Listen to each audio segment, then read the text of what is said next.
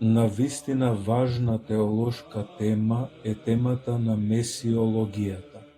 Станува збор за една од посложените теми во академската теолошка наука, но згуснато и крајно поедноставено речено, според една теорија, евреите чекаа Месија кој требаше да биде силен маж и цар, кој ќе го ослободи еврејскиот народ од робството и национално ќе го обедини во една држава.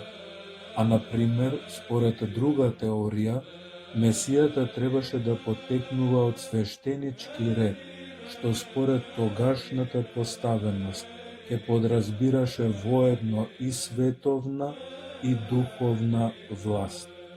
Спротивно на човечките очекувања, Месијата Христос не дојде за да формира едно национално гето на сметка на сите останати народи. Христос дојде да ги собере сите луѓе, без разлика на националната и расната припадност, а не да ги распарчи. Божјата љубов е наднационална, надрасна, надпартиска, токму како што е наднационално, надрасно, надпартиско и неговото тело црквата, како што е наднационално и сонцето што грее за сите луѓе. Следствено, православниот христијанин е или треба да биде научник на преумувањето. Еве го новиот поредок на работите, претходно непознат и неслушнат во светот. Кој сака да биде прв меѓу вас, нека им биде слуга на сите.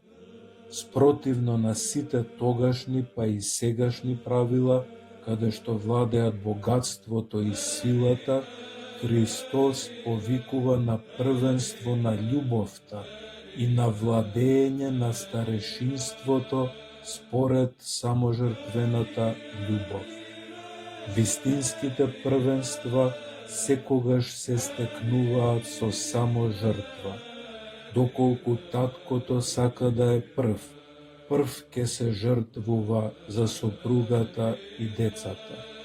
Учителот за учениците, мајката за сопругот и децата, клирикот за паствата. Не постои друг пат кон оприсутнување и предвкусување на вечноста, овде и сега, освен патот на саможртвената љубов.